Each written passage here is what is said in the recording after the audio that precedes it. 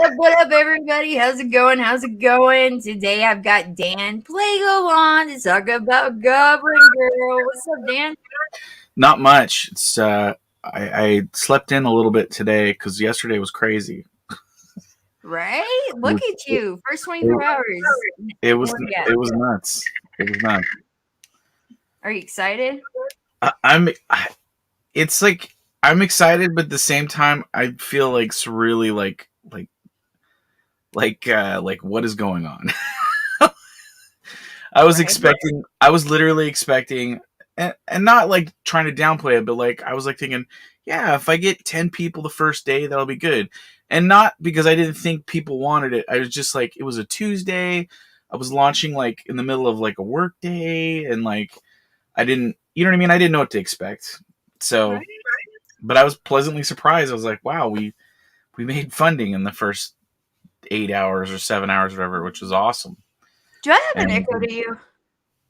not that I hear on my end. Okay. Just making sure. Guys in the chat, if you hear me, like let me know if I'm too low or if I'm echoing. If there's an echo, maybe it's on my end. I don't know. I don't know if my mic is too close to the speaker. I could be going crazy. I don't know. I'm pretty crazy. But yeah, so you had a great first day. Like I felt bad because I wanted to do this yesterday when you were launching, and like It was crazy. my day got so like away from me. So like I was just like, crap. So it's like we got to do it today. We got to do this. So I'm super excited about Goblin Girl. Like if you guys like check out my Lola After Midnights, Dan's been on there working on Goblin Girl. He's been on like some of my other like shows that I do, and like he's just constantly been working on this Goblin Girl. And the pages that I've seen come from him are absolutely gorgeous. Some of the colors that I've seen are absolutely amazing. So I'm super excited for Goblin Girl. Let me pull it up real quick Awesome. so we can share it. Yeah, man, it's just crazy. It really is.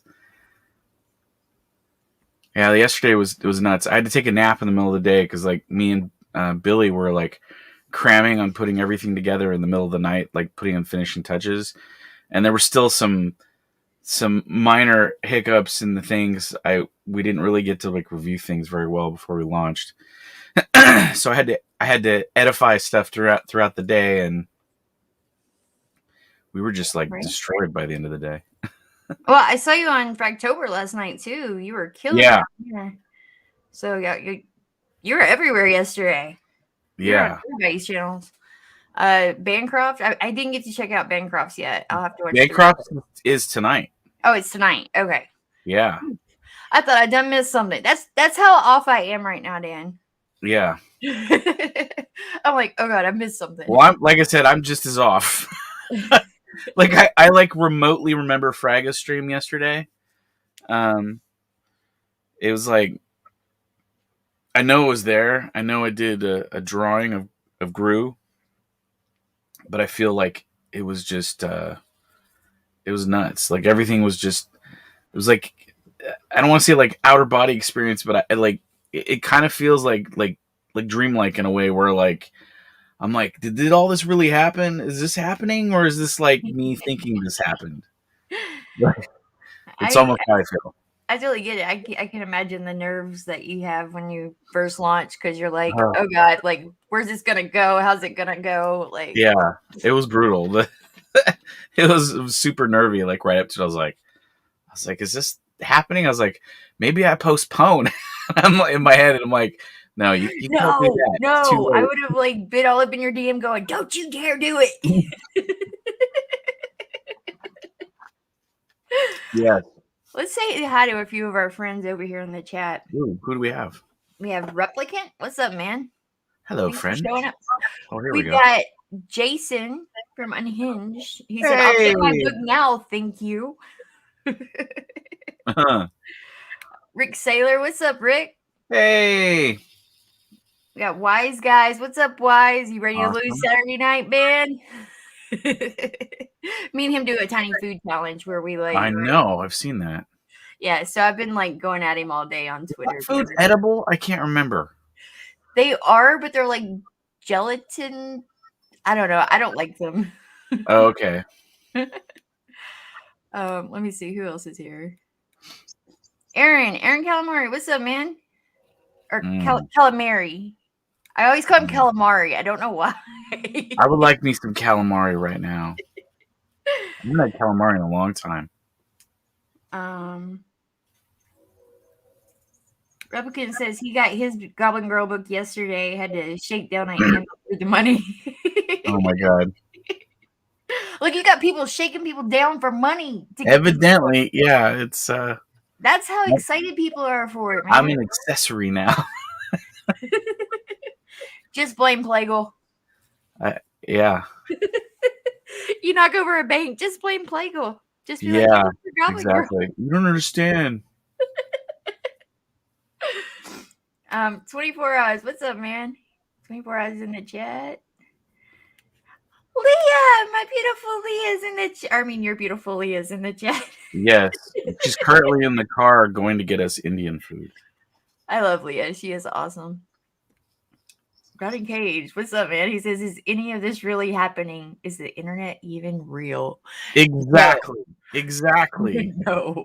People tend to think the internet is real life, but it's not. Okay. I was like we were on Frega's and somebody had messaged that Ethan had talked about the campaign on his live stream, and I was like, what? And like even Dan was like, what? Like we're like, what do you mean? And then like they sent us a link to the video that was like pretty much because I'm boomerish, obviously from yesterday's like launch. Uh, I didn't know like you could share a link. You could like be like, here's a YouTube show you should watch. You share the link through uh, Twitter, but it would share it at the exact point that you were watching or something. So like when we hit the link, it was like already queued up. Like it wasn't cut out edited. It was like queued up to the spot where he started talking about it. And then it was like playing, and then it was like one of these things where like because I've watched him for the past like probably like 2.5 years. Right. And like I'm not like super like a Star Trek person, like, oh, I worship these people. But to a certain degree, he kind of exists in this realm of like Mickey Mouse, if that makes sense. Like he is like an intellectual property, sort of in my mind. So Right. like it would be like the equivalent of like you're watching Star Wars, and then like Han Solo goes, yeah, Dan Plegel really liked this move, and you're just like, did my name just come out of his mouth like pronounced properly? Like everybody fucks up my name. Even that was weird about it, and I was like, all right, I guess this is happening now. Like, Yeah, it's happening, man. It's happening. You're gonna blow up. You're gonna get bigger than the rest of us and just be like, I don't know about that. I don't know forget about all that. those small timers. I'm just another dude just sitting on a box eating some barbecue, man. Um, 24 I says it was timestamped. So yeah, it was. I was like, I don't know. It was like it blew my mind. It was like, is this like manufactured reality? I'm like, what is going on right now? Wise Guy says he had some good praise for your campaign and artwork, which he He should did, because and because and Dan's a he, damn good artist. he praised Billy too, and Billy was like destroyed. He was like, oh my god, this is the greatest moment ever. And I was like, it is, Billy. This is crazy. Like this is wild. People, I guess, like this shit. Oh So yeah. Yeah, they do. yeah, it Which was I think impressive. that's what we've all been telling you, right? Yeah, but it's like I'm living in a vacuum, Lola. I'm living in your storage shed. So I only find out about what you dump in the refuse bin next to my little shed. I just go, oh, here's a little crumb of what's going on in the world. We got a Pops. What's up, Pops? Hello, friend. Yeah, have you met Pops? Yeah, he's been on lots of streams that I've been on with him. Yeah, he's a good one to get on with too, if you Yeah, can. he wanted to have me on, but his days usually are like weekend days, which are like bad for me. Yeah, It's because like I'd like to go on Alterna as well, but the Alterna shows are like on Mondays and Tuesdays, which are also my work days. So yeah, Brian Cardinal, what's up, man? He says you're killing it, Dan. You're killing it. He only said it once, but I gotta say it twice. I'm trying to make everybody. I'm trying. I don't know if proud is the right word. I'm trying to like. I'm trying to be out here and not embarrass everyone. Basically, I'm Well, trying to. the only person you can embarrass is yourself, right? Oh, I Like, never embarrassed myself really, and you're too funny and too fun to do something like that. So, except for that one time I tried to drink gravy out of a straw did at a fast food place to impress you try to everyone. drink it with your nose? No, I like literally was like I put the straw like there was like gravy fries and the gravy was like just poured all over the fries, and I was like, Was it poutine, or is that what it's called, poutine? yeah, it was like poutine. It didn't have cheese on it though. Like to be poutine it properly, it has to have cheese on the I have gravy. I've never had that before. I know what It's it is good. It's because good. like Like gravy fries by themselves are fantastic. Gravy fries with good cheddar cheese on them is pretty good too. I don't know about I think I would message. I'm like thinking right now, is it too late for me to message Leah and have her get me gravy fries? that. Like, no, it's too late. Indian food is happening. Let's see. Oliver, what's up, Ollie? Oliver, that's right, my man. Hola, Ollie. That's what I Yeah, should have and said. me and Wise guys, we keep misconnecting. Like he'll be doing it like the middle of the night. It just happens to be the day that I'm like going like I'm comatose. I'm going to sleep. It's like the pickle connection never seems to like connect. That happens sometimes, especially when you're in different time zones. And well, Yeah. I guess right I now we even are in had the same time zone, so yeah, well he's here in California for a bit. maybe y'all can get together and he can Yeah. talk about Goblin Girl for you. Um, Pop says, Dan, I have a show called First Timer Spotlight on that was just CromCon, and he said he'd schedule Mhm. you anytime. So Okay. just hit him up. Well, maybe on a Wednesday through Friday at some point, like one of those days. Although Um, this week right now is pretty full. I'm trying to keep it to like two a day, but it's difficult. he says he streams his guests at his guest convenience. So Oh, okay. CromCon Europe was at 7 a.m. when I guess. Woo, Pops, you're a better man than me. Well, we could do 3 a.m. That would work. I'm up at that hour. And Leah says she's already ordering, buddy. I So know. I know. See, that's why I said I was like, oh, you got me talking about gravy.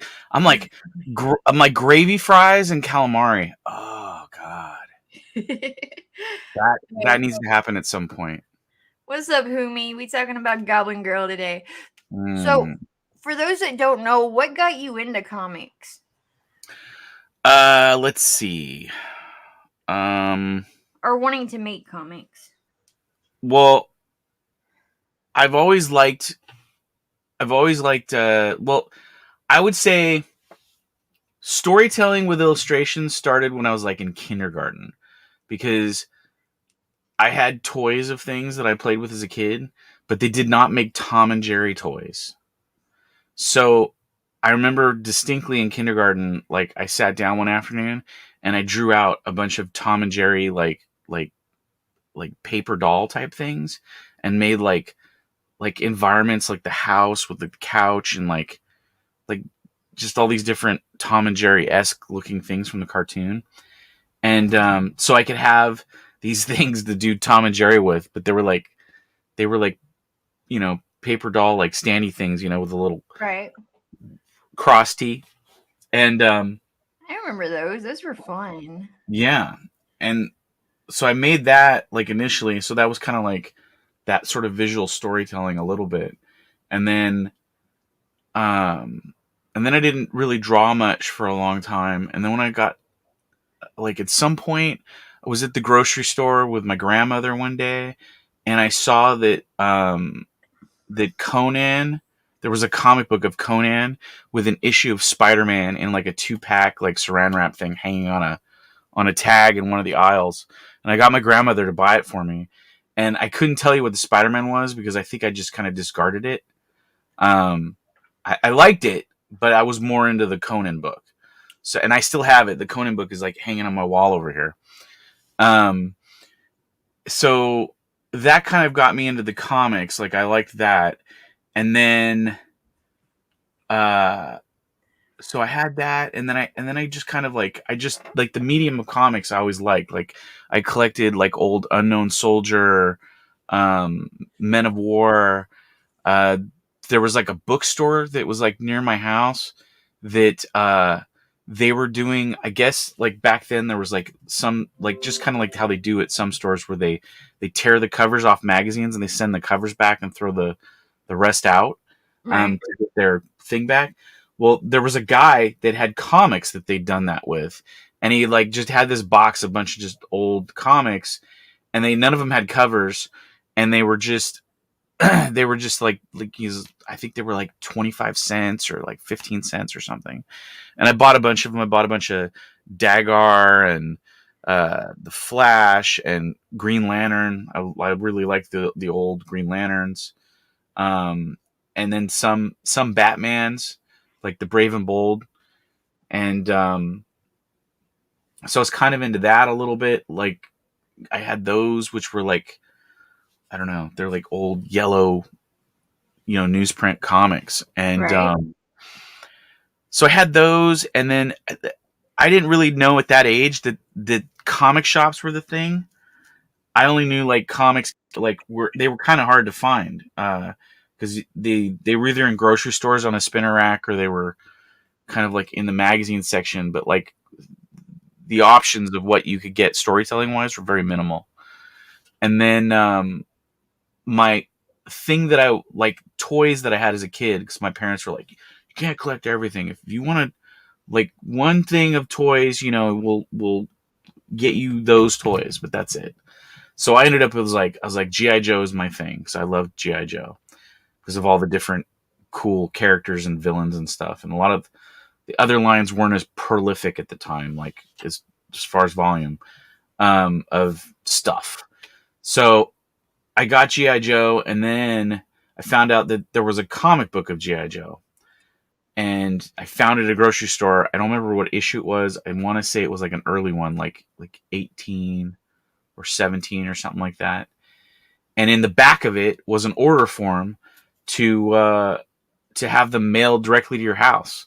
So I got my dad to sign me up for a subscription to GI Joe comics. Well, that's Uh, pretty cool. yeah, so then I had GI Joe comics, and then Robotech showed up on the scene, and I was like, Robotech is awesome. And there's Matt Barr. See him in the chat. Matt Barr is in the chat, and he's also got a link if he wants to hop in here. Yeah, because he is the letterer. He's responsible for this graphic right here that's on this video. I can't quite point right the direction. There it is. He did the logo, and he's doing all the lettering for the book, and he did lettering on the campaign for all like kind of like the descriptors about what it is. He's an awesome But guy. just to finish off the comics thing, what got me into comics, this is Sorry. like a long road. It's like a weird. It starts out with like a crumb trail to like the buffet feast. Like there's like a little trail of crumbs leading to the buffet, and I'm about to get to the buffet here. So I had GI Joe for probably like 4 years or something like that. They were just mailing me books, and then Robotech showed up, and around this time I had there was like a bookstore in Oregon because my dad had a place in Oregon. We would drive up there to the summertime, and I would go around and I would hunt for back issues of GI Joe. And at the time, I'd found when I did that, I had also found Black Panther, and I was like, Black Panther's awesome. It's like Batman, but even less gadgets, and he's just like they were like a high adventure like sort of things. There were like jungle tales and like shit. It was just fucking cool. And all his villains were like, there was like a dude that had a skull for a head, and he had snakes that came off of his back, and it was just like there was just like all these other things that I'd never seen comic wise. And so in the process of hunting down back issues of Black Panther now and GI Joe, um, I started seeing other like weird stuff like Dreadstar and like just other books like besides your usual superhero stuff. And then I found like one day I was here in California because we weren't on vacation, and I was just like I need to like I wonder if there's any other places selling more of this stuff. And somehow I had heard that there was some place in downtown in the town I lived at that sold comics, and it wasn't too far from this movie theater that I used to go to every day, because it used to be like $1.25 to go to the theater. And there was an old movie house. It was a Fox theater with a balcony and everything, and they would run two movies, and they would just double feature them all day long. They would just, one would go on and the next one would go on after that, and then they'd recycle all through the day. So I would save my lunch money from school. I would go down to the theater and I would go watch the double feature every day. And one day when I did the double feature thing and I left, and I was like, and I knew that there was a comic shop over there somewhere. So I wandered into the little downtown area to find this comic shop. And lo and behold, not only was there a comic shop, but there was like two comic shops literally with it like on one side of the block of the other from them. But they were very unique in very special ways. One was called Comic Castle, and it was like, I would say it was like my space here. It was just they had everything. They had old paperback novels. They had like vintage action figures and toys. They had like anime, like manga stuff, and then they had like all kinds of like weird, like independent, obscure comics, like almost like fanzine type stuff. And they had a little section where they rented like anime videos that were not in English. They were just straight up Japanese anime. Was that your introduction to anime? Yes. And I was just like, holy crap, what is all this? And then I saw they had Robotech comics by Comico. Oh. And I started buying those. And then I found Rob Liefeld because he was doing Hawk and Dove. And then I followed him over when he started doing New Mutants. And then there was another comic shop that was on the other block. And the difference between these two was the one that was on the other block was more like what people think of comic shops now. That it's very organized looking. It was the owner and the people that worked there, like they treated the customers like they were their friends, like you know what I mean, like you're supposed to, right? right. But Comic Castle was not that way. The manager guy, the main guy that worked at Comic Castle, he had a nickname which was Dave the Child Hater. Oh, Because he was like he was super crotchety, and like he looked like there was a TV show in the 80s, and I don't know if everybody on here would know that because I don't know if everybody's old enough, but there was a guy on there called Snyder on this one TV show, and he was like the fix-it guy or whatever on the show. I can't remember if it was like One Day at a Time or something like that. But anyway, that guy is what Dave the Child Hater looked like. He was like jeans, a white T-shirt, kind of like a like a gearhead sort of greaser, like 50s sort of looking dude who somehow ended up running a comic shop, but would have been much happier running a auto shop that was attached to a strip club. That's what this guy seemed like, and was not friendly at all to anybody that was under the age of like 35. wow. And so you would like ask him a question, be like, yeah. Wookiee supremacy. He knows Snyder. He says Snyder. LOL. Yes. So that was that guy. So I would buy stuff there, but I had to go there to get really like obscure stuff and like cool like old back issues or like 1980s Dune toys that they had there. But the other shop was the shop that I went to that I had a pull list, and I would go there and I would literally come out like every week with like 30 comics. Like they had these paper bags that had their, their there was like a graphic printed on it, and I think Rob Liefeld drew a couple of them. But there was like a graphic, and they would change out the bags every once in a while. But there were these paper sacks, and they would put your comics in it. And I remember coming out with sacks of comics that were this big, like every week, and Oh they my were god. like, but the books were cheap. They were like 75 cents. So my dad would give me like I would save up lunch money, and then I'd be like, hey, I need some money to go get some Carl's Jr. or something, and my dad would be like, okay, here's like $6 or whatever, and I would take all that money pulled up, and I would go down. Oh, and I had a paper route at the time too, so I had paper route money also, and so I was like all in like a junkie buying comics at the time, and so I did that for oh, let's see,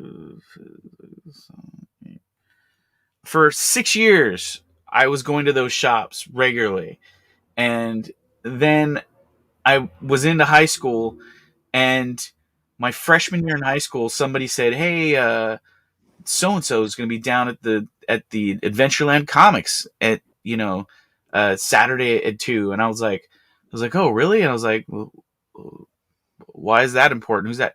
Dude, it's Rob Liefeld, man. He draws New Mutants.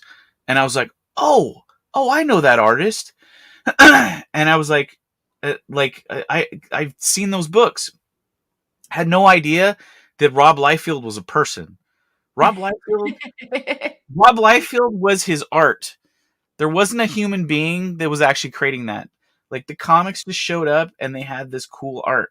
And I knew specific art that I liked and I looked around for it. But I didn't know that there was a dude that the reason why this book over here and these books over here look the way they do is because there's a guy that drew both of those books. I just Right? assumed they were that book. That's just how those books are grown out of the Cabbage Patch. Well, see, So like for myself, right? I never paid attention to artists or any of that with comics. Like I didn't know what a flatterer was yeah. or colors. I didn't think about any of that. It wasn't until I got into this that I realized, wait a minute, there's all these people behind creating this, and there's all these different jobs available to people in this industry. I didn't realize that. Yeah. Well, I had So no idea. I didn't even know that like I in my totally get that. mindset, I get what I you're think saying. I think I knew some people made this stuff, but I didn't think it was like a career. I didn't think people did it and like that's what they did for a living. But when I was in high school, that freshman year, um, back then, I don't know if they do it still now, but they used to back then, like when you were a freshman, you go into high school, and there was like a communications class or there was something that they mandatory sent all the kids to, and it was kind of like to try and get an aptitude test for them to get them thinking about what they might want to do as a career, what they want to do with their lives, and so there was a lot of that going on at the time. And when I'm my sure friend our said, good friend Umbrella Guy here can relate to that. "Hey, Hey how there, are we what's doing?" up? Oh man, it's an exciting one. Yeah, man. Hey, one day you've already hit your funding goal and more. That's great. Dude, it's crazy. I'm still like in shock. Like I was telling Lola here, I was like, part of me like I know what's going on, but like my brain's like I'm like I feel like slightly like I'm living in the TV set now, if that makes any sense. Like it's like I'm like, am I? Is this thing like because it's been here in front of me and I've made books before. I have comics that I've done before, but like somehow like that was just kind of like me making something for myself in this space. But now that it's like out there and people are investing in me and Matt Barr and Billy Basco like on this book, like my brain slightly is like a little more broken than I thought it was going to be. Like, because Like, I was just thinking, like, yeah, this could be a thing. We'll see how this does. But like, I was like, maybe 10 people show up because I only ever printed maybe 25 copies at most of any of the books that I printed before just to take to shows. And I did some stuff for Boneyard Press back in the day that was like independent, but that was like I did that so I could get into San Diego Comic-Con for free. And I didn't really like, he would tell me that like oh, people like your stuff, but like I never really saw like books going out, if that makes any sense. So like Yeah. I didn't know what it was doing, and he sent me some books, so I had some for myself. But yeah, so it's weird now that You're in a the book, different sphere of it. yeah, it's bizarre. And then I hear people talking about me like on channels, like saying the book's finally here. I can't believe it. I've been waiting for it. And I'm like, people have actually been waiting for this. I know people have been saying it, but like people are buying it. Like, and I'm like, okay, well, this is crazy. But yeah, so that's where I'm at on that. It's good, man. As you go, oh, go ahead. Sorry. You've actually done a few pieces for Tug. I have, because I like when I okay. So I think I've told how I got into the comics. Yeah. So now maybe I should describe my interaction over here within this group of people, which is Comicsgate, Twitter, YouTube, and the independent comic market. That is as it exists now in this new universe of crowdfunding. I came over. It goes back a little bit to, once again, Frege is literally the catalyst for many of things. When Frege, before he came over here, I remember he'd go over to his house all the time for barbecues and stuff, and he would be talking about shows and stuff he was working on. And I remember him talking about this guy, Ethan Van Sciver, a few times. And he was friends with Ethan. And there was another guy that said, yeah, you know, that fucking Ethan Van Sciver guy, he's a trash human now. And Dan was like, what are you fucking talking about? Like Ethan's my friend. Like no. And they're like, well, I don't know. I just know that he's like this or that. And he's like, well, as far as I know, he is who he is. And I was like, oh, I was like, okay. And I didn't know Ethan drew Green Lantern or any of that stuff. So there was kind of like the beginning of hearing that there was something over here going on. And then like a year later, Dan was moving his family and his life to Georgia. And I was like, fuck, this guy that I've known most of my life I probably will never see him in real life ever again, like physically, because I just didn't see myself traveling to Georgia ever again. But so he went over there, and then next thing I know, he's doing comics crowdfunding. And before that, I'd kind of mentioned to him, I said, he's like, you know, maybe you should try doing Black Flag again, you know, or something. And at the time, he was like, no, he's like, fucking comics is dying. Like, it's no good, but there's no money in that. He's like, but this was before crowdfunding, before he knew about that. And then he found out about crowdfunding, came over here and did this thing.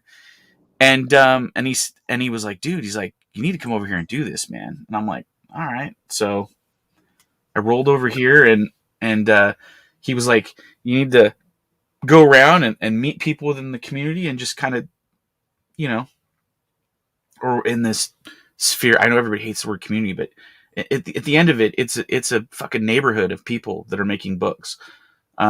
So I'm over here in this neighborhood, and I'm walking down the street, and I'm perusing channels, and then I find this fucking highly entertaining person, that Umbrella guy, and he's talking about Johnny Depp, who's one of my favorite actors, and about the Psycho Woman.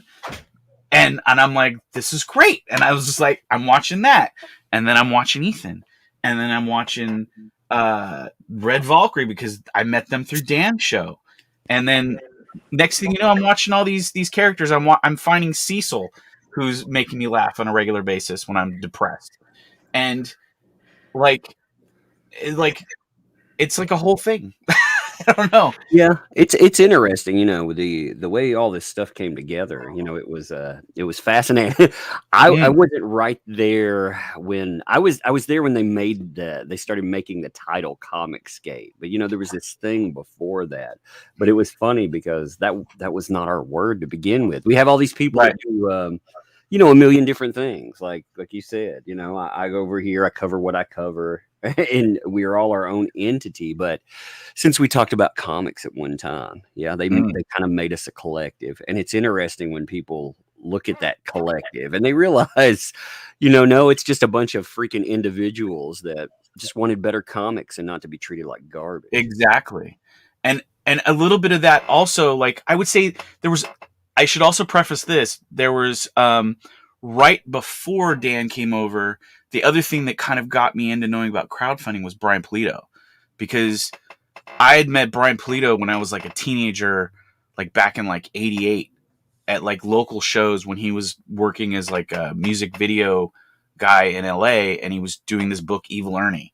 Mm. And so I've always kind of followed Brian. I've been friends with him and his wife for years. And so I was, he was kind of like, I'm going to go over here and do this thing now. And so like I started supporting him doing crowdfunding, and then Billy Tucci, and I started getting into that. And then like it came over here, and then I find you, and then I've seen the Umbrella Girl book, and like it was like I came in like right around the time like that I think the funding had closed or whatever on the book, and I was like, well, I guess maybe they'll, they'll have a reprint or something I can get later. Right. And then and like your campaign that you're gonna be next one you're gonna be doing, like I will definitely be backing that and get all the extra stuff, I, So I saw somebody mention the word community, saying they don't understand why people get a D up their ass about that word. The reason people people don't do. like. Well, I think it's because the whole like sort of as a like the social justice, one of their words they use, that the people that don't like social justice warriors is they refer to themselves as a community. So I think it's this whole weird thing where everybody like as much as everybody's like, Martin Luther King, like we don't want to be segregated. Everybody does a really good job of trying to put labels on us and segregate us and like break us all down to minutia of like complete identification of like every like mineral and vitamin in our body, like of that's who we are. Like we Well, people can't don't just want to be. be part of a collective, abide by specific rules, and I think that's what people react to Yeah, that word. I get it. I actually push back against certain labels as well, but at the end of the day, I mean, we all have a thing that we want, and as long as right. we're pushing forward, for that thing, that's great. My thing I push for is to entertain people with just fun stuff, man. Like I just want I just want reactions. You know what I mean? Like when I first started drawing my own comics, Mm. I did like one-off comics that I hand colored with like color pencil and like photocopied, and I would take them to class in high school, and I would hand it to somebody, and it would make its way around the room. And I remember at one point I heard somebody reacting to something in the book, and I was like, "What's going on?" And they're like, "Oh, they got to such and such page in the book." And when I found out that the next book I did, I instantly started working on the next one, and I Mm. did something completely crazy in it, and I put it right near the end of the book, and that way I would know when somebody had looked through the whole thing and gotten to the end. And sure enough, like people would be like, "Oh, whoa!" Mm. Like when they got to the end, it was just like a spontaneous reaction they would have in the classroom. See, I It was think great. that's the thing. Like, I think people lose sight of. There's a lot of money out there, and people lose Mm, sight of it. If we chase money, then eventually we'll become the thing that we don't like, because right. we will inhibit ourselves. We'll be afraid to take certain moves. We'll try to draw in, crowds that don't exist. All of that shit is out there. But if we have fun, we chase dreams. Basically, we don't chase the Yeah. dollar. Then I think that like you're talking about, there's an excitement out there. I didn't drop the third comic because I wasn't ready for the comic stuff again yet. It's Right. you have to be in a certain mindset, man. Oh, I get that now. Yeah, there's crazy when it'll be interesting. Yeah, I'm sure you've already picked up a few crazy people. As you don't have to be huge, you don't have to have a huge platform, but as your platform grows, you'll pick up more crazy people, and Oh, they're man. interesting. They're fun to make fun of, but man, the saddest thing is I wish we could have what we have without drama. I wish we could I all just agree. fucking do our thing and goof off, and I literally I just want to make stuff that's fun that looks cool. That's all I want to do. And like trying to describe my book. Like a lot of people are like, so what is your book about? Like, and I feel like sometimes like they're reaching for like, does your book have some sort of like positive message, or does it have some sort of like grand, like, like, I Teaching don't know. moment? Guess, yeah, something like that. Like, does it have the one to grow on message, or knowing is the half the battle sort of element to like the storyline?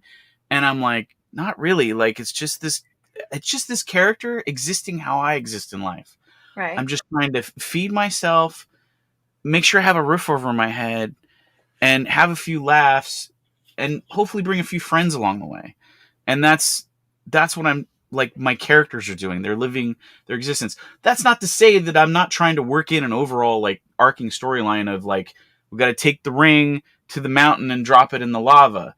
But at the same time, you know, I'm really just drawing stuff that I think is funny and fun, or visually somehow is like cool. That's to me.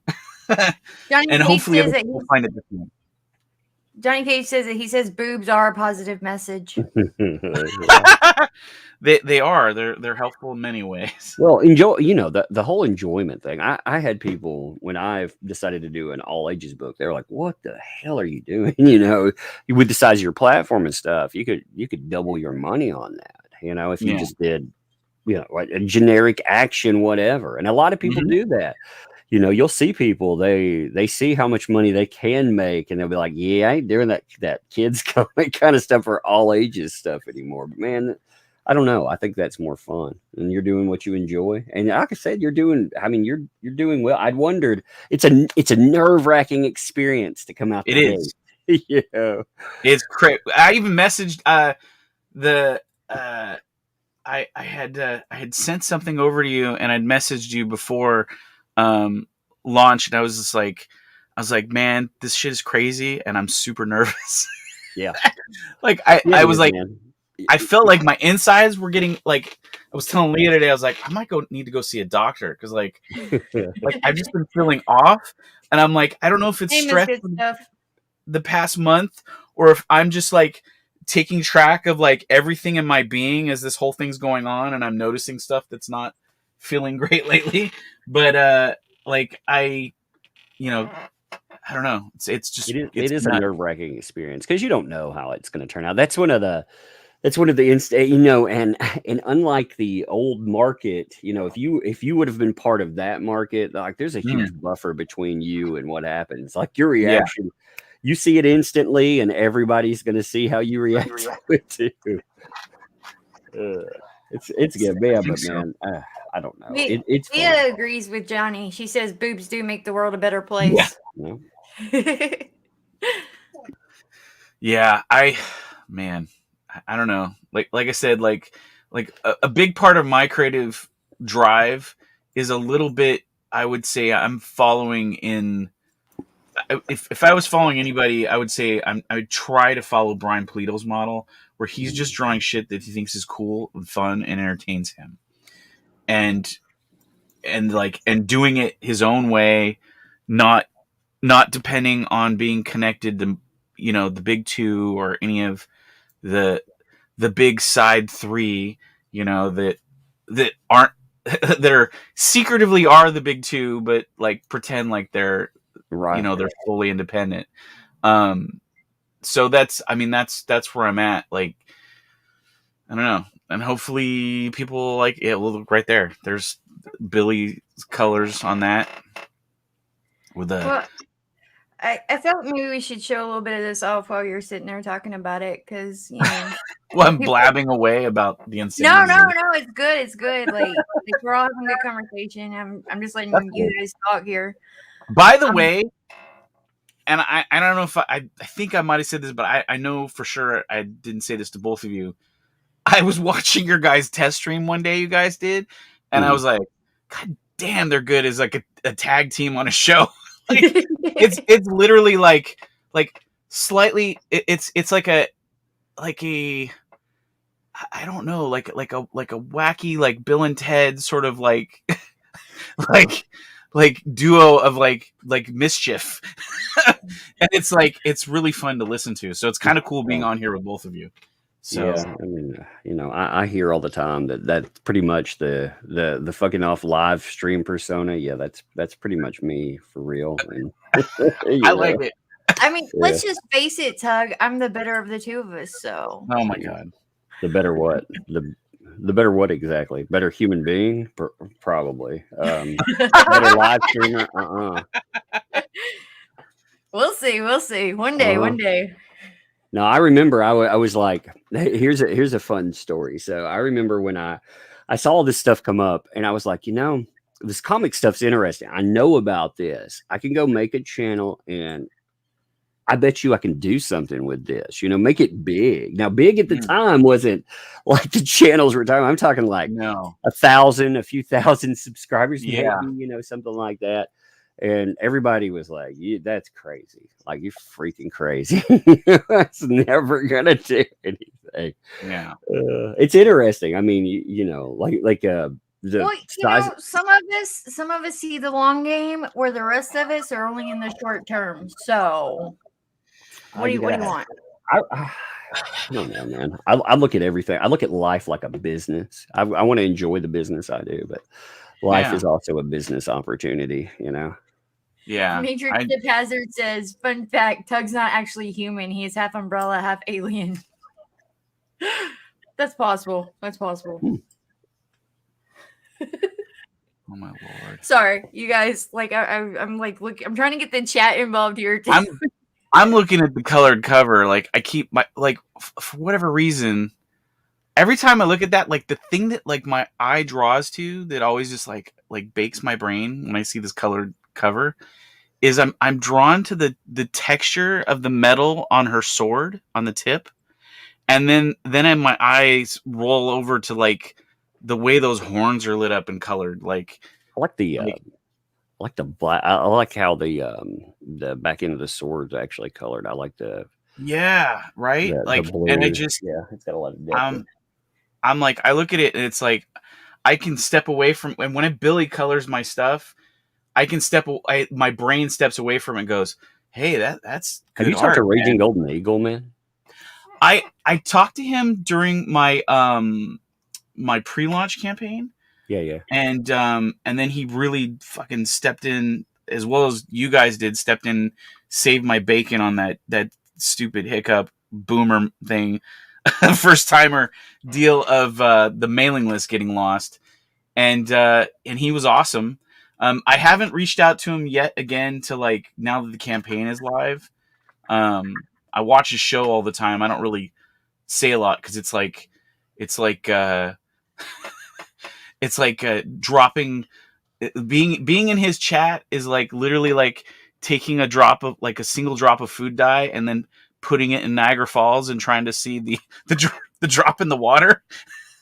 It's like so like voluminous. So a lot of times I just listen to his thing.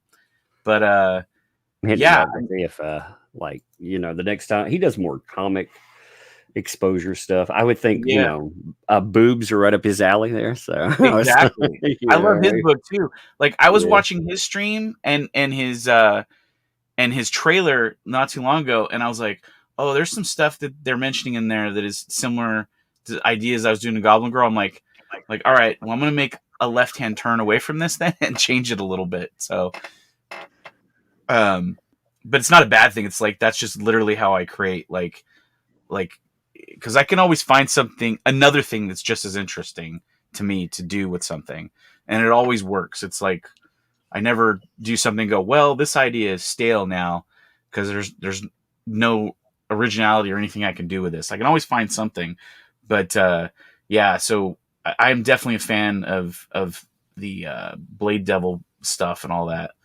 But yeah, I need to message him.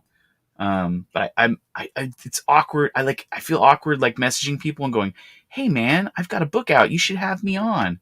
You know, like I try to my best to find a way to do it, or like naturally, where it's not so like, you know, like I'm a leech trying to get somebody to promote me. So, but yeah, I'm gonna message out to him again because, like I said, I was on there and he was really nice to me. Yeah, he's always been that way, man. You know, when a lot of us started out, like he was, you know, again, had a channel. I think he was around 50,000 subscribers, and I mean that was a massive channel. You know, reaching out to some of the smaller ones, and he's always been encouraging. Babe, why? Why did you do that, Lola? What? This is gravy fries. She got you gravy fries. She was I listening. didn't. Not drive-through for calamari, so. I didn't have I'm it blown glad up. they didn't have. I thought somebody stepped on something, or it's like, you know, the way it's set sideways because I didn't have the screen blown up all the way. I was like, what the hell is that? Yeah, so she brought me the trick is this place. I don't know if they have anything like this out there, but they have this place here in California, which Matt Yackey was just talking about last night, which is called The Hat, and they have gravy fries. So this is a cup of gravy, because the trick is if you're gonna eat there, you order the gravy fries. They give you a ton of fries, and they just pour it on the tray, and they pour the gravy all over it. But the quantity of food is so much that it's too much. So what the trick is you order the small fries and you get the gravy on the side, and you get a more of a single human's amount portion of food. I also got you Indian. You got me Indian food as well. So I had already paid for it. okay, I'm sorry. No, That's a good woman right there. why are you It sorry? reheats. Exactly. I love you. Time to stand your favorite. Just keep you fed. Oh boy. Uh-oh. Yeah. John wants to know that tug behind our left, her right, Goblin Girl. I don't know where he's talking about. Is that tug behind Our our left? her right. Is that tug behind Goblin Girl? Oh, talking about Rathul. Yeah? I mean, No. Oh, maybe he means tug is There. the guy with the flames on his the guy with the candles. It looks like he's flipping everyone off. Yeah. That could be. That's the librarian. That's this spectral creature that lives within the goblin horde, and he organizes all the magical shit that they've stored up, and he's got some like these big books that have like the Rolodex of where everything is, and then he's got a little pouch that he like a backpack thing he wears on his back that has other esoteric stuff that is only safe if it's on him, because like if they left it somewhere, somebody could probably sneak in and read it or take it, and Goblin Girl ends up taking that from him in the book, but spoilers. John has a good point here. He says, no one begrudges you asking. Being annoying and repetitive about it is wrong, though. That's true. And that's not me. I'll ask once, and if I'm left on red or they say no, that's it. Like I don't bug people. Like I just because I already if I feel don't like respond, it's typically because I don't notice it. You know. yeah. It's not a big deal. Well, that and that's how I usually take it. I'm just like everybody's. That's the thing. Everybody needs to realize everybody has like the real world that's actually happening to them too. Besides this, Right. and that's way more complicated than this. Well, it's not like okay, like on Twitter. After weirdos will send you everything. I don't let everybody just DM me because man, I can't get anything done that way. Right. If I follow you, then that's good. But I'll get tagged into stuff, man. I got I get like 3,000 or 4,000 tags an hour sometimes. I don't see Wow. shit. So yeah, I mean, and if there is a campaign, people can mail me through my YouTube. That's a little bit slower, and I notice it there. Wow. But my problem is this: like, if some people will just appear, I've never heard of them at all, and we've seen.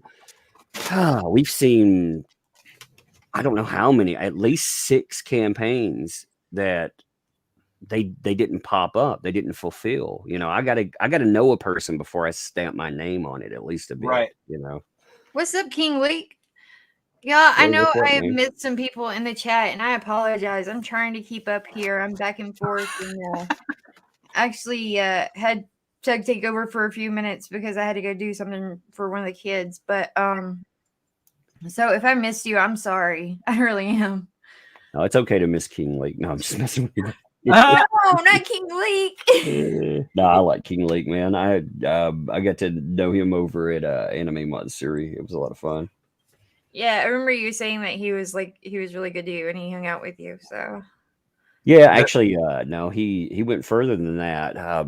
The taping of that segment we did for the fans, with everybody up on the Anime Matsuri screwed up.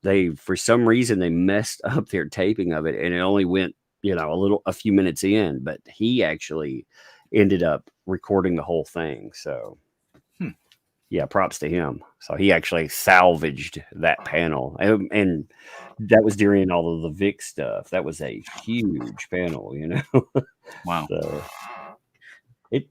it reminds you how big all of this stuff is. Like when you see some of it in real life, it is very humbling. Like, you see people show up for live streams and stuff, and that's awesome, but it's electronic. When you see butts in chairs, when you go to a convention and you actually have more traffic coming in from their broadcast than these big acts do. I mean, that, like I said, that's humbling and it's surreal. It really puts that into perspective. What we're doing out here, it does mean something. King Leak said, F you too, Uncle Tug. Oh, shit. Mogwai, what's up, Mogwai? Woodrow, what's up, Woodrow? It was funny. When I was doing the stream yesterday in the morning, I was trying to read the chat. And it was the first time I had difficulty reading my chat. And it wasn't that many people. I think it was like 13 people. But I'd try and click on somebody's thing to highlight it. And the message thing would scroll up past and I'd click some other thing. And that's on some of these bigger channels when I see they have these chats that are they're just rolling like traffic. Oh, yeah. I'm like, how the hell do they interact? It's crazy. Well, it depends. I run a lot of my streams as just me, so that way the guest that I have is the chat. So I'll keep up with that while I'm going over stuff. But if you have a panel, yeah, you can't. You can keep up. Yeah. Now when I'm on panels, I'll either on Flashcast, I'll either play a video game or I will mess around with the chat. Yeah, that's what you'll hear. If you listen while I'm on there, you'll hear profanity. You'll hear, oh shit. It's because I die or I mess up. You can hear me playing though. It's pretty funny. That's what Raging Golden Eagle does too. He really? plays video game. Yeah, we both sit around playing video games while we're on there. Yeah. This right here should get everybody to go and back this book right here. Right here. There's also a heavy helping of massive boobs. Yes, friends, boobs. Yes. Boobs the size of your head. Basketballs. Oh. Somebody has an echo, a little one. Oh, there's a boot. There's a boot. Oh, has an echo. Nope, it's not me. It's Matt Barr. Look who it is. Guys? Amazing artist extraordinaire. Graphic designer, layout logo guy for my book, letterer. That's me, buddy. Yeah. Rock and roll ninja king. How's it going, Goblin God? I was just saying, I don't think my brain is fully adjusted yet that people are actually buying this. this Why not? widget that I've made. Because You didn't just like wake up and be like, holy shit. yeah, I did. Yeah, that's how it is. I saw 4 more people back this morning, and I wasn't even streaming. And I was like, "Where are these people finding me?" But That's awesome. So how's your shill going so far? my shill, Yeah, You're- with Lola. oh yeah, it's pretty good. Well, have we even gotten to Goblin Girl really? She's trying to shill, and me and Tug are just like, "Oh yeah, man. What about that cool shit? Oh yeah, that shit's cool too." Oh, what was the last cool shit you mentioned then? We were talking about vintage comics and but specifically, the last thing we're talking about is how surreal it is that when you go to conventions from doing this, and then people like line up or show up en masse to like see you, and you're like, "What? Where did all these people come from?" Yeah, it has a real world component, you know. Yeah. Again, all the names in putting people behind the names is kind of a surreal experience. At least for me, I've never had any experience like that, you know. Like I had Matt Barr, like I had this image in my mind of Matt Barr before I met him that was kind of like not normal. I don't know that I've ever seen Matt on camera. It's like kind of surreal. I'm like, wait a minute. And I'm not wearing my tooth either. Should I go put my tooth in? I'm just sipping my gin juice through my fucking tooth. Dude. Montessori toys, wooden Montessori toys are not fucking safe. Just gonna tell you that now. Is that what happened? Yeah, my daughter had this set, and it came with this little wooden mallet. And I was sitting behind her, and she fucking pulled her arm back and just fucking cracked that tooth. So, oh my god! I got an implant right now, and I'm just like waiting for the implant to heal so I can get a shark tooth implied and put in there. I think we've had some similar experiences with our kids doing stuff like that, but they never knocked any teeth out. Just kind of knocked Dude, it's us crazy. out. I have no cavities. I don't have anything going on, but like the fucking edge of a wooden mallet just fucking lit my shit up one day. So I hope you don't mind. Way. Nope, you're good. Okay. Well, you live in Tennessee, right? So you shouldn't have a problem. Should be pretty used Says to the seeing guy that. who lives in the South as well. Yeah. I go to Walmart without my tooth and nobody says anything. Do you wait? That's true. That's when you're interacting with people? Do you put on a slight whistle at the end of everything you say just to like fuck with people?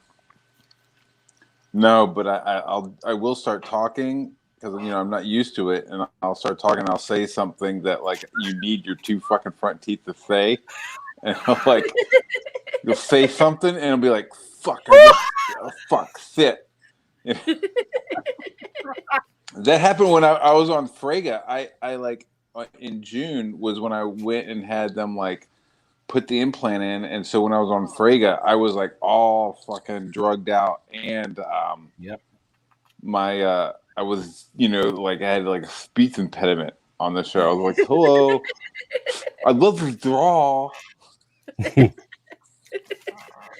Yeah, I remember live streaming like right after my gallbladder got taken out. I was like, I'm going home and taking these drugs, and I'm going to live stream. Yeah, it was fun. Oh, you were high as a kite that night. Yeah, made a good. It was fun. If I remembered any of it, it's brutal. I guess I don't know. He asked the doctor if he could video it, if he could live stream it. Well, I just that's brilliant. Yeah, I thought it would be interesting. It would make good material. And they were like, right? "No, it's a safety. It's a safety." I'm like, but it belongs to me. Come on. It was a party at one time, so. Did you get the gallbladder? That's the thing. No, they wouldn't let me keep it. I thought that would make a cool giveaway too. Actually, shit! Dude, if you like sealed it in amber or like sealed it in like clear plastic, you know what I mean? So it was just like this like resin? floating gallbladder of Tug. That'd have been pretty dope. I don't even know what a gallbladder looks like. It looks like a scrotum, right? Yeah, you could have some really bad giveaways. It's like your intestine scrotum. King Leak says his brother and him are thinking about doing a podcast stream talking comics. Toenails, hair clippings. He and his brother thinking about what now? I missed. Doing a stream podcast talking about comics and shit. Yeah, that'd be cool. You know, here's the if people want to grow platform, unfortunately, one of the evils on YouTube, if you want to get big, you also have to cover like trending topics. You have to, or you have to find something that no one else talks about. Like you can get a platform, you know, doing that, and it depends on what your end goal is. Like for myself, my end goal is never having to depend on anyone else. If I want to put out a comic or anything else, like I don't, you know, the whole grab an oar, yeah, that's great. But you know what? I want my own damn boat. That's there we go. Like I don't have to depend on anyone else. There you go, yeah, man. I mean, if you do comics, the whole point in that is if you do comics, like you'll have to, you know, again, it depends on what if you just want to talk about comics, awesome. But if you want to grow it, man, it is hard to grow an audience on comics alone. Even look at like Van Sciver with this stuff. He went into his audience came from Star Wars. It didn't come from comics. You know, he had his huge buildup of people because he was cutting up roast tea colored freaking action figures. That's why, you know, people were throwing shit fits about it.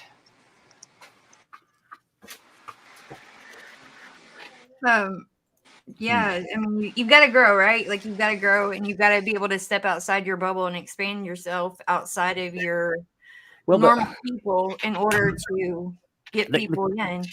The key to this shit should be, you know, we have people that know about this, but man, we don't want just a tiny circle of people. You know, it's our thing. Let's introduce it to the world, and that's the way, you know, people go out. Like, we're all individual anyway. We find things that we find interesting. We go out, cover. If we get bigger, then we can bring it back. You know, and again, that's the real spotlight. Anyone you interact with, they're spotlighted. Maybe it'll bring more sales that way. But again, it also tears apart. People have tried to kill this thing by calling it everything under the sun, you know, and a lot of people, they bought into it. So, you know, it tears apart that stigma, and that stigma, unfortunately, I don't give a shit about wearing a stigma, but maybe people that want to, you know, make comics for the rest of their lives, maybe they do care a little bit. Maybe they don't want to be known as Nazis. Yeah. That's the truth. What happened to Matt? He drop on us? He might have lost signal. He was moving around. He'll pop back. His Wi-Fi channeled into his tooth. He was like, "That's true." He's like, my tongue's picking up the broadcast. The truth is, he got that tooth, got rid of that tooth, so he could get one of those poison Dune teeth put in, so that he could like kill fools in an alley. He's like, lean closer. I've seen that movie, mofo. Closer, Baron. Look what your gallbladder story did. I had an ex-girlfriend, and she had her gallbladder removed, but before she had it removed, she was like writhing and like begging me to murder her. Like my appendix. Oh my God, man. So I kept having pain. I mean, just like this extraordinary amount of pain. I went to the doctor. They'd be like, nah, no problem. Okay, you know, there's a problem. I'm in a lot of pain. And I went through this for weeks. Finally, they sent me to a specialist because they said it's got to be something else. And, you know, they give you that stuff where they want you to have a test, you know, basically it's supposed to clean you out. Dye? Yeah, it's that thing they give you before. It's like the clean out stuff. I forget what they call that. Oh, the so they gave me that. Well, if you're then we found out, well, Yeah, it can't actually. My appendix was swollen up enough that it kept it from clearing my body correctly. So I thought I was going to die that night. And finally, they were like, "Yeah, your appendix is inflamed. Oh yeah, it's about to rupture." It's like, "You son of a bitches, you almost killed me." Yeah, There's the Matt Bar. motherfuckers though. Oh, but yeah, that's Sorry, don't call me a motherfucker. I'm just having technical problems. Sorry. He's got his Commander Keen helmet on now. No, look, you guys. He says at least it's not bathwater. Let's not encourage people to put their internal organs on campaigns. Like, come on. That would have been an awesome stretch goal, though. One of a kind. Selling my gallbladder. That's insane. Step right up. Bathwater alone is insane. That's like really gross. The eighth organ of the world. No, people buying the bathwater is what the simps. The people doing it, I have to give them credit because they found their shtick. But man, the simps that buy, like, if you buy somebody's dirty ass bathwater because you want to get that close to a woman, buy a hooker. Buy a hooker. Like butthole water. It's not. It's like. It's like. I don't know. Would you buy like? I mean, not us, but would somebody sell like nail clippings and shit? Yes, they would. Yeah, and people would buy them. One thought was selling like a used Q-tip and some other shit, and people bought it. I was like, brutal. Yeah, am I wrong to say in Japan there was like vending machines that had used panties in them? Yeah. Good gravy. Yeah, and you get like a little card with the used panties that tells you all about the girl that wore them. Like what she had, what she got to eat that day, where she was in her cycle. All right, let's get back to Goblin Girl. Yeah. The next person who buys a Goblin Girl gets some holy water to wash that off of you. Yeah. Is that a stretch goal? Do you have stretch goals? Stretch goals. I don't have. I have some ideas for some stretch goals, but I haven't. I haven't posted them yet because I'm still mulling it over. I'm trying to get through this week, and then I'll probably set up stretch goals for like next week. Okay. Yeah, the stretch. That's one of those things that like hit you, like blindside you. You're like, wow, I'm selling enough that I have stretch goals now. Exactly. That's what I'm saying. I'm like, it's going well right now. Like, I see where it's gonna go, and then, I mean, I already have stuff that I'm planning on putting in there. I just haven't. I've got to make some graphics and put some stuff up. I've got some little graphics for it, but I haven't figured out. And the other thing is I haven't figured out exactly what the first one's going to be. Like, I've got a few ideas, but I'm like, what is the how many stretch goals am I going to get to do? You never know. So I want the one I think I'm like the best, obviously, to be the first one in there. So. All right. Yeah. So they're coming. I guarantee it. Coming. Yes. Thank you, Skip. We're gonna be seeing you one day doing the same thing, Skip. Skip Edwards art. Everybody should follow him. He's doing a book right now that looks amazing. I really love his stuff. Yeah. It's got a kind of like an angular kind of a look to it. Mm-hmm. If that makes sense. It's like, yeah, I don't even know how to describe it. It's unique into itself. Yeah. Skip did some work for Tug too. Like Tug's got some art that Skip did as well. So nice. Oh yeah. Mm-hmm. I don't know if you have it where you can pull it up or not, but no, I don't have it right on me. I'm not that prepared. Like I didn't prepare for the future possibility of Skip coming up here. Yeah. I wonder if Skip will be on. Yeah. Let me get some stuff ready.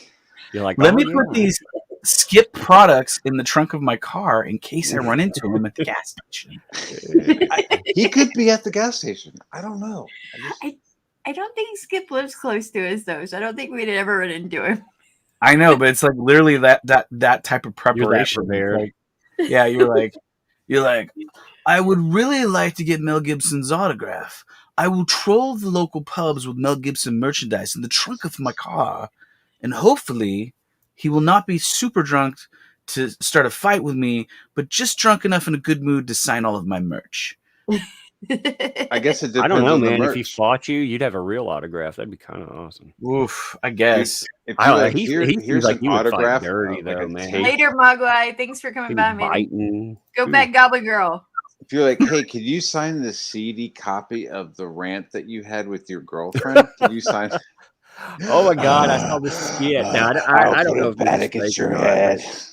You know that YouTuber Boogie, whatever, the really fat YouTuber guy, the guy who, well, the Boogie, well, I don't remember. He has a bunch of numbers behind him, but anyway, the guy who had a dude show up at his house with a gun, or a guy show up at his house and he pulled a gun, Boogie pulled a gun on him, shot up in the air, got arrested. Well, anyway, somebody, there's a, I don't know if it's a skit. I don't know if it's legit, but there's a video of Boogie signing autographs at a table, and somebody brings up the meme of that guy coming to his house and asked him to sign it. He's like, you want me to sign this meme? He looks pissed as hell. Oh, that's beautiful.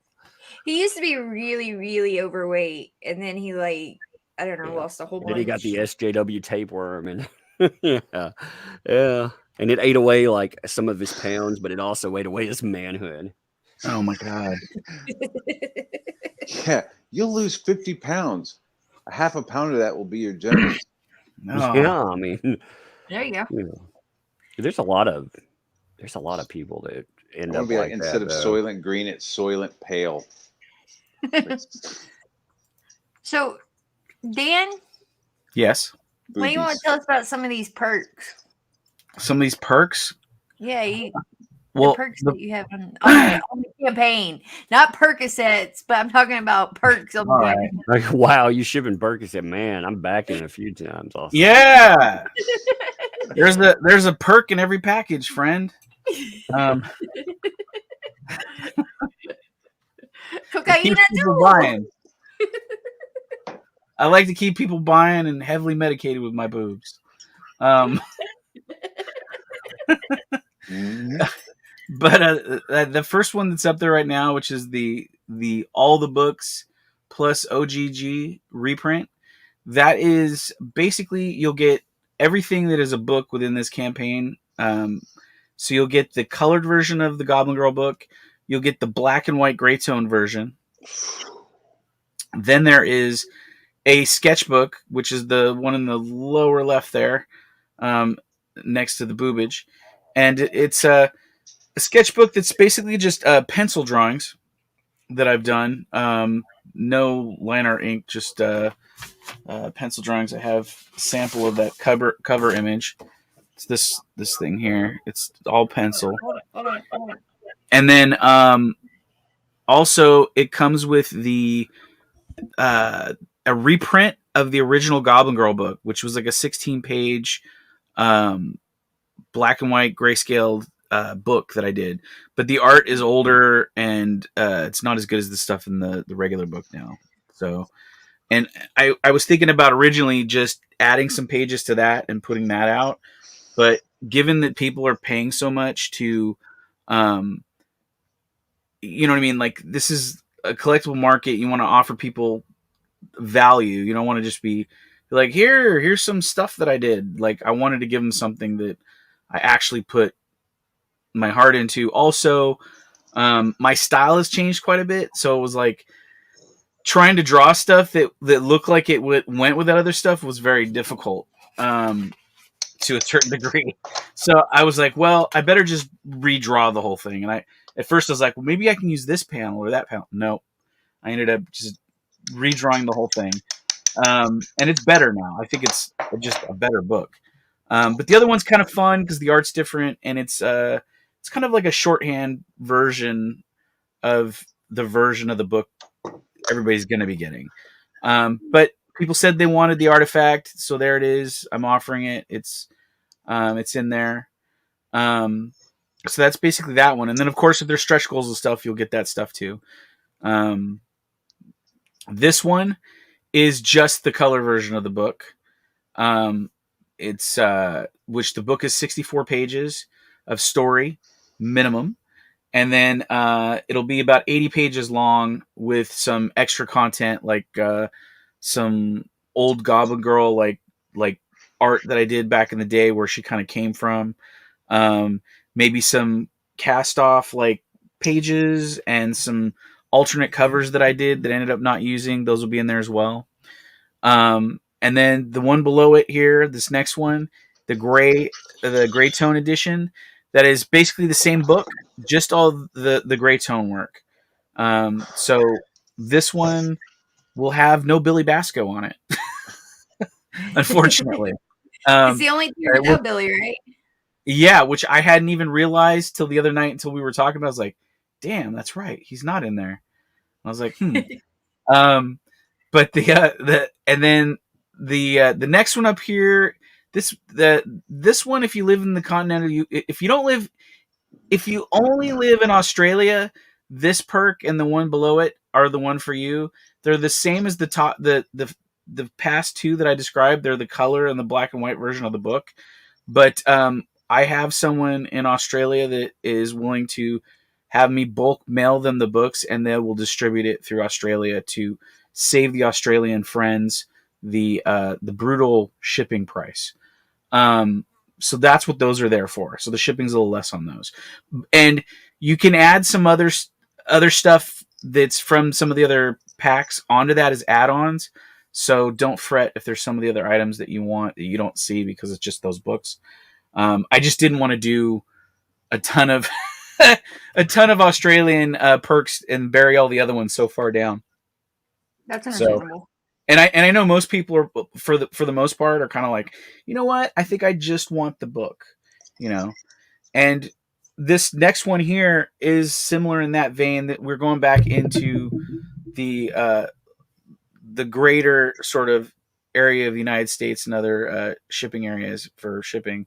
This is these two books together combined in a pack. You save about $10, and you can add add-ons to this as well. But this, once again, is if they just want the book, but they want the experience of seeing the color and the black and white. They want both as I like how she split like color and black and white in the tier. Yeah, that was my mental idea.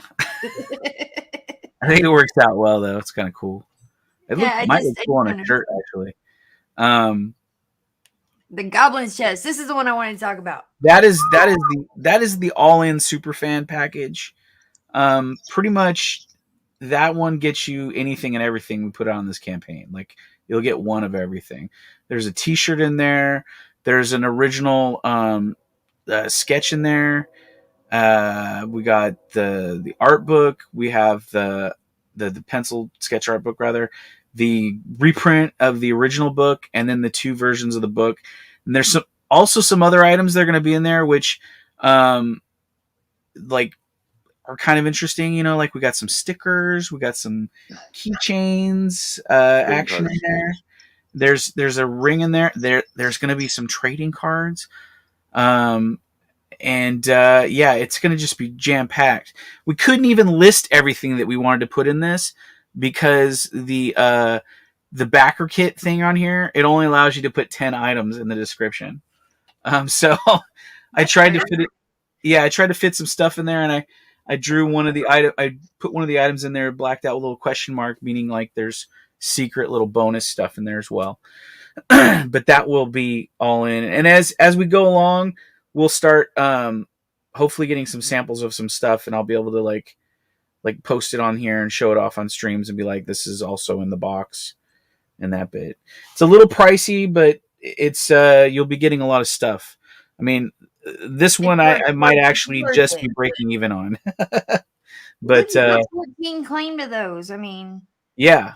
Well, it's good. I that way I don't have to ship so many of them. because they're gonna come. No, They're that's gonna come in a. awesome. That's They're gonna awesome. come in a box the size of the box that the GI Joe Defiant playset came in. You know, you're gonna be able to fit a small child in there. I'm pretty sure by the time it's done. You've got original art pages on here as well. I do. They're a little pricey, but the way I feel is like these pages are not like commissions to me. These are like someone else's children that I'm selling.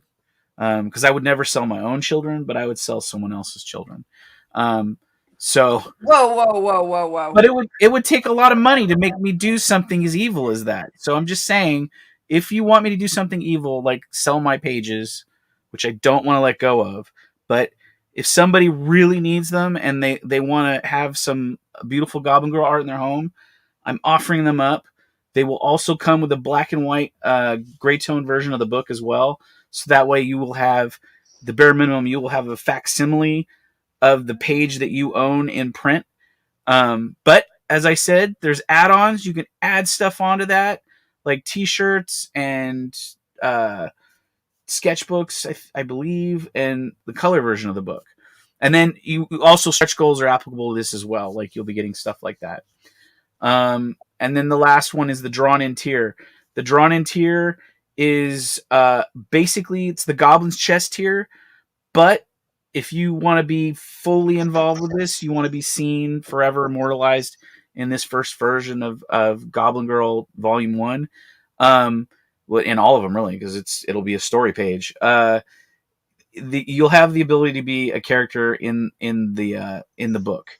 And what comes with that is not only the opportunity to be in the book, but also you will get a like 11 by 17 drawing that would be like this, turned sideways, and it'll be like your character in various angles, like like a character turnaround sheet, like an animation sort of thing, with like maybe some different head expressions, and then Goblin Girl will also be drawn on this page to scale with your character.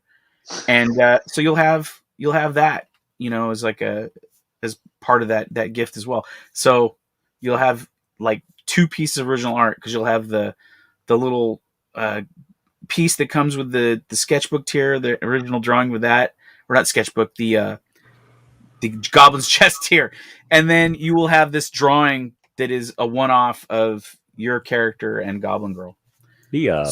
The original art is actually not a bad price, man. To be honest, I feel like it's high, because I'm not like I'm not a big name. I'm not real. I mean, you've got comic included and everything else. I don't think that's about an average for Tell him, Tug. Tell him. Yeah, don't sell yourself short on that. That's actually not bad for the page. Well, I appreciate it. You should charge him more, and he's like, I don't know. So yeah, we need an adult to tell him to well, good. I'll just put it this way: if people should definitely jump in on this, because as it goes along, I'm sure there's gonna be more pages I'm not gonna want to let go of, and it'll be probably more expensive on the next round to get original pages from the book. Yeah. So that one, it is what it is. But but I only amazing. God. I only had 10 of the pages that I put in there available at first, because I don't want to I could have put all of them in there, but I'm like what happens like grand scheme of things, it would be amazing if they all sold, but at the same time I was like, I don't want to sell them all, right. So, but of course everybody will probably grab the best ones, so which they're all good actually. I don't think there's a page that I have that I don't like. Let's see. Like this one here. This one's got little tiny versions of Rathul and Goblin Girl on it, but it's one of the better pages, even though it's a sort of a side story page. Like it's not like a big shot of them cutting a monster in half, like up close, like a splash page. So, but yeah. So them's the perks, friends. I think, like I said, I don't think any of your perks are bad, especially considering what comes with them. Yeah, pretty reasonable setup. It's just that first campaign, filling it out, man. It is, and I was like, is there anything I should be putting in this that I'm not doing in this? And But at the same time, you're like, you don't want to overdo it on the first one, you know, like and offer stuff that makes it a headache. And I'm trying, like, most of the stuff I've offered is stuff that I like. Either I know how to get made like reasonably well, and that would ship well. That's not going to get damaged. I mean, probably the craziest thing was the mouse pads and the ring facsimile that I'm doing for it. So those are probably like going to be the oddest, but once again, I'm not going to have to get probably too many of them, so it shouldn't be too bad. And then the people that get them will have these cool little items. The mouse pads, I was thinking about getting those in a larger sort of scale and just having it as an item to sell in there. Mm-hmm. But I've been hearing some people getting their mouse pads and going, man, these mouse pads are a lot more work to ship and do all this stuff with than we thought initially. So I'm gonna go light on this campaign with the mouse pads. Well, yeah, explore it and see how that's what we went with the first one, to see how certain things ship, like masks and other items to see where you go with, you know. So I thought I cut out for a second. That's all right. Yeah, I was like, my brain was like thinking, I was like, is there something else I should be saying about this? I just don't know. No, like, the campaign looks good though. Like I said, you're doing well with it. Actually, for first day, again, you know, coming in and building platform by word of mouth alone. That's you know, like that's impressive. Well, like I said, like you and Ethan and Dan and a lot of these people that I follow and watch. I try to watch closely how everybody is kind of doing their campaigns and like trying not to do too much, and like I think he got you another backer while we were on here. So awesome.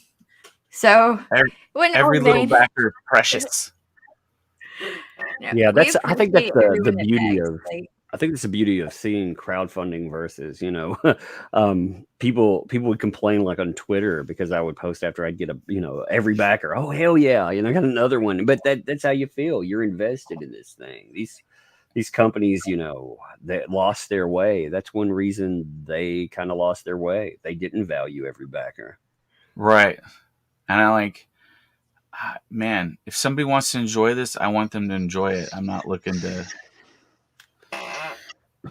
to make it weird, unless it's supposed to be weird. Hockey's asking you mentioned the Australian shipping and yes, and that little hookup, right? Yes. Yeah. There's the down mentioned, my man. Yes, the down under packages. So basically, just explain it, because I don't know if the Pocky heard about it, but I have 2 tiers in there. They're the down under tier. If you pick that tier, unless you live in Australia, most likely Indiegogo won't even let you check out with it, because I think they have that all geocoded or whatever. But basically, it has a different shipping. Well, it's kind of the same shipping as the U.S., but it's, I don't know. The shipping's a little different because I had to do international, a little more expensive for Euro and other places where it's really expensive to go to. Australia's expensive too. But I didn't have somebody to help me, which I guess I'll say Hockey is actually the man who's hooking it up. Just say it. Hockey is my. Why is Hockey saying I'm snobbing him? I'm not snobbing you, Hockey. I promise. Hockey is my man, and he is my man inside the Australia that is shuffling out my items for me. Hockey is just shrimping up next to a wombat and crying. He's just Hockey told me he guarantees he will drive to everyone's house personally, wherever it's at, even if it's in the middle of the desert, to hand deliver these books. Yeah, with the hat, and he said he would sing, right? Yes, he's going to sing. He was going to sing a little medley. Yep.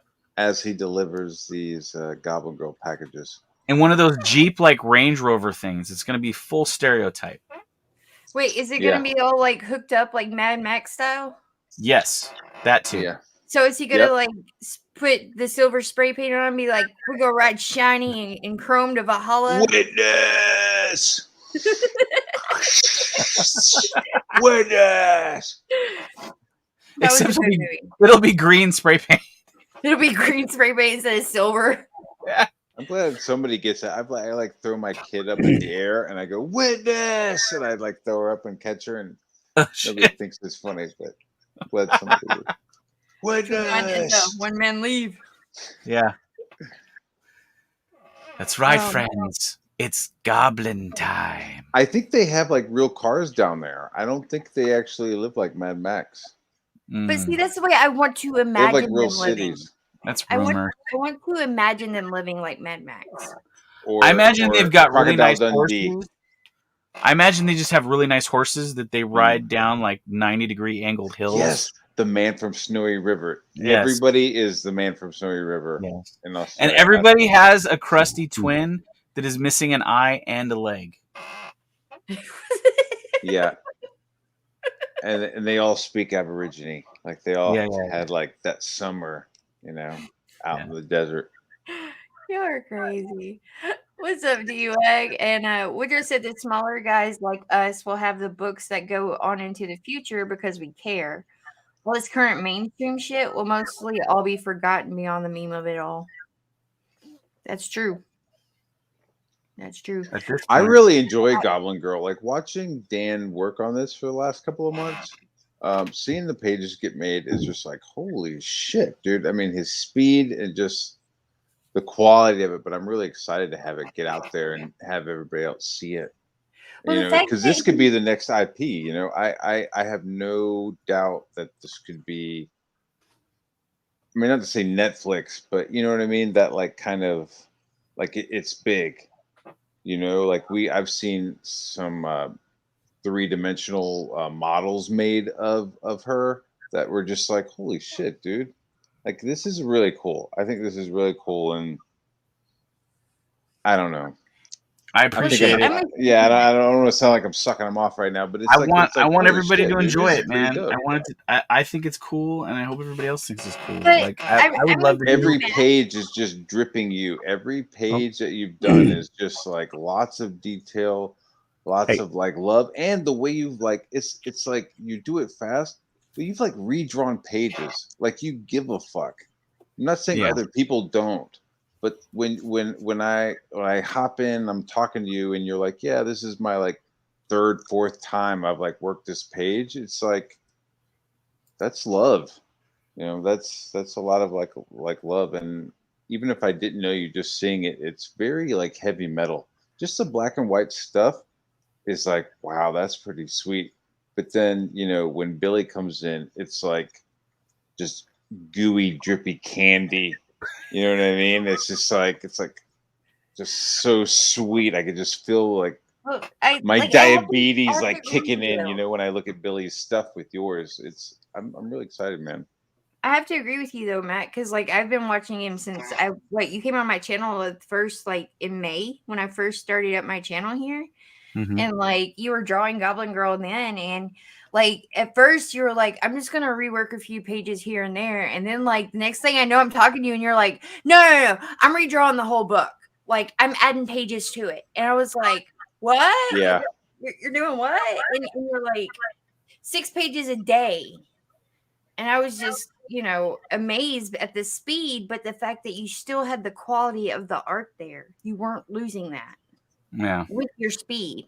So, like, to see you work on it and see how, like, your process of going through it and adding the pages, like, it looks really good. And I really do think that people should go and back it. I think that, this could be one of those big books, it could be an Umbrella Girl or, Black Flag or something of that nature. We pray it's that popular. Like I would love that many people to be loving it. And I do appreciate like some of the redrawing. It wasn't even the art. The art was good. You were redrawing stuff just to like fix plot holes and shit. Yeah. You know what I mean? I really appreciate just to like you're reading it and you go, okay, that didn't read right. Fuck, I've got to redraw 2 pages. Like I was like, wow, that's fucking determination. But that's also, it just goes to show like what a good story it's going to be. Like Yeah. you yourself are reading stuff and you call out plot holes, so you're able to like self-reflect on your own project enough to, The redo replicant shit. says, Hey, I've got to go. I got to go make a video. I just noticed something. Ooh, I got to get there first.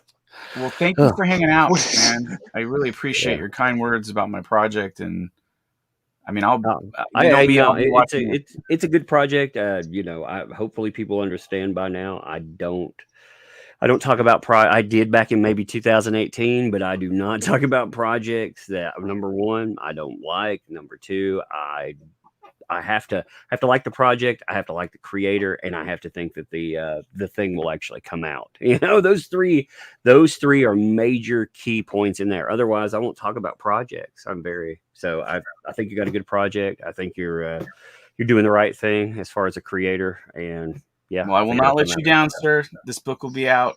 People will be getting it. I'm not going That's to good, disparage. because I'd hate to have to come to your home and set it on fire. No, I mean, what? I'd be like, here's the gas. Just do it. Yeah, well, I'll catch you later, man. All right. thanks, Doug. Sorry. Pretty mouse. He's a nut. I appreciate his trust and his faith in me. And like I said, like when I hear stuff like that and other people saying that stuff looks good, like it makes me feel good that like, it also makes me happy inside because like I know I'm going to make these people at least happy with me, that I'm going to deliver something that is going to be good. Like it's not going to be, I'm not going to guarantee that the writing is going to be Shakespeare. It's going to be, I think I've been told the writing is pretty good because it's similar to the writing that's in the initial book, but I'm not saying like I'm over here writing like some epic novel, but as a visual book, I mean, the way I do a lot of this stuff, as Matt was saying about how I redraw stuff, like sometimes for plot hole's sake, is I'm not just looking at it from the sense of like, do I have everything I need to tell a story, but do I have everything I need to visually tell the story where if like, cause sometimes like there's stuff that I don't buy it to read it because to me, the minutia of the story is just not good. Or I don't, sometimes when I get comics, I like to just follow this, flip through, look through the art and have the art tell me the story. And so that with this book, that's kind of what I was looking to do, was tell a story within the art itself. And, there'll be words in there that you read it and it'll be an all encompassing experience, obviously. But, at the same time, I wanted it to be able to sell the story alone just with the visuals. And I think it's doing that now. Right. Originally I had it crafted to be like 100 pages. And the problem with that, when I shrunk it down to where it's at now, was there's kind of a second act in the book. That's like the first act is Goblin Girl. Then the second act is like these side characters that join up with her. And so it's kind of introducing them in the second act. And then she comes back and they all come together in the third act. And that would be the piece as a whole. And when it was 100 pages, it was a little easier to do that. But when I brought it down, it was like, it kind of ends like 2/3 of the way through that second act, like right before she comes back into it. And, at first I was just going to let it go, but then I was like visually this doesn't sell me as a whole. So like I had to recraft some stuff so that the story, like everything looks connected. Cause right now it looks like I told the story of, before I did that anyway, it looked like I just told the story about the Goblin Girl here in the beginning. And then I told a couple little short stories that take place in that universe. But now those short stories are more connected now. So it's a little better. Well, it's a lot better. So, and then when the second one happens, it'll be cause the second one will happen. It'll be the other half of that. So you'll have kind of the whole sort of opening thing. But now since, most likely it's going to go on, the second act now, I'm adding some stuff to the end of that, so that it's not so much of a like a complete arc within the two books. I want to make it so that one leads into another, into the next, into the next, and the next. So, because if people really like this, I would like to just keep doing these. I'd like this to be my Right thing. on, man. And I have other stories too that I'm planning on doing that I think people will like. But I am connected to this one. Like this, I have probably like 9 of these books paced out in my head to where it would go to, and that's not even like a definitive ending at 9 books. That's just like storylines and like characters coming and going and all that stuff. I have it, and then progression of Goblin Girl's character as she grows and changes along as she goes along the books. So you have a whole world built for Goblin Girl. I do. A whole new world world. of disgustingness and beauty. I'm totally Chopped up keeping goblins and fucking tits. They are so huge for us to hold. we should Sorry. get Matt to write our theme songs for the trailers. When you're a goblin, you're always a goblin from your first chopped head to your last big old tit. I'm totally keeping this comment up though. Replicant said the Goblin Girl gave me diabetes. Quote Matt Barr. Yes, I Yeah. can already feel my toes. I'm gonna have to get my toes cut off. And I was going to say about that, Diabetes. Billy does do the candy thing or whatever afterwards, like Matt said. And I'm constantly going, Billy, throw more dirt on that candy. I need more dirt on the candy. The candy is too candy. Less sweet, a little more grit in there. I love it. I love his stuff, man. It's like when I send him my line artwork, it's like, hey, it's like hardcore like music or something. It's like ska music, and then when I send it to him, he like turns it into like electric dance music and shit. Like he just like it like turns into some kind of crazy EDM thing. Yeah. I'm like, what the fuck? Oh, actually, I like that. That sounds fucking dope. Oh yeah, I want more of that. It's just like you're like, whoa, this is jabbing my eyes. This is stabbing them. It's like the beginning stabbing. Keep Billy my like eyes.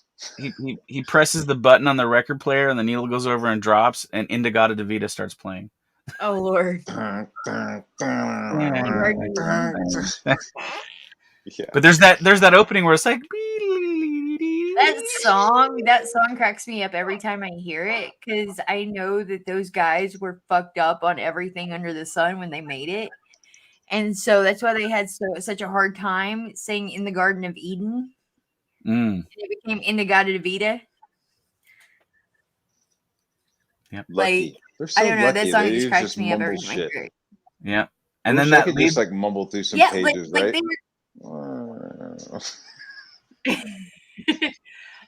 So I'm guessing Dan and Matt will not be tripping balls when they're drawing. No. Or lettering. I can't do that. I can't even drink. I found that like streaming and drawing and drinking are not like my friend. Yeah, I could do maybe 2 of them, but I can't do all 3.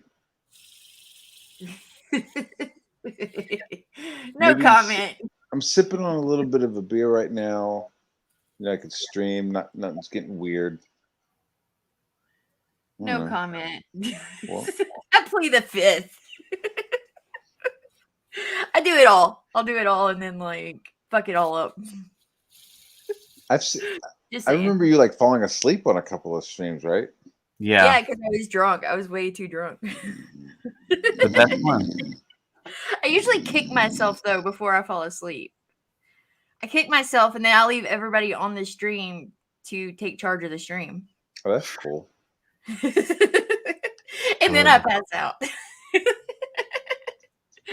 But we've been going almost 2 hours, Dan. I appreciate you coming on and talking to us about Goblin Girl and everything in between.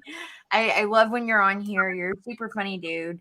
Matt, I appreciate you coming on and hanging out with us. I miss hanging out with you, man. You're awesome, dude. I'll see you again. I'll see you again. It's those late nights are insane, but I'll see you again. I We'll know. see you. Well, I've Miss been you. trying. I've been trying to leave my my midnight Lola after midnights to weekends, so that I can spend time with my kids and try to do less like social media stuff and more like real life, real world stuff. You know, like play dates and Yeah. getting out of the house a little bit. So yeah, it's been trying to juggle it all, but I'm getting it. I'm getting the hang of it. Um but if you don't care, Dan, I'm going to play your trailer to play us out.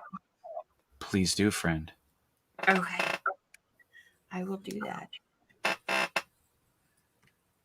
Let me get it all pulled up here. Hopefully. Pew pew pew pew pew pew. Now it has sound, right? That's all it has is sound.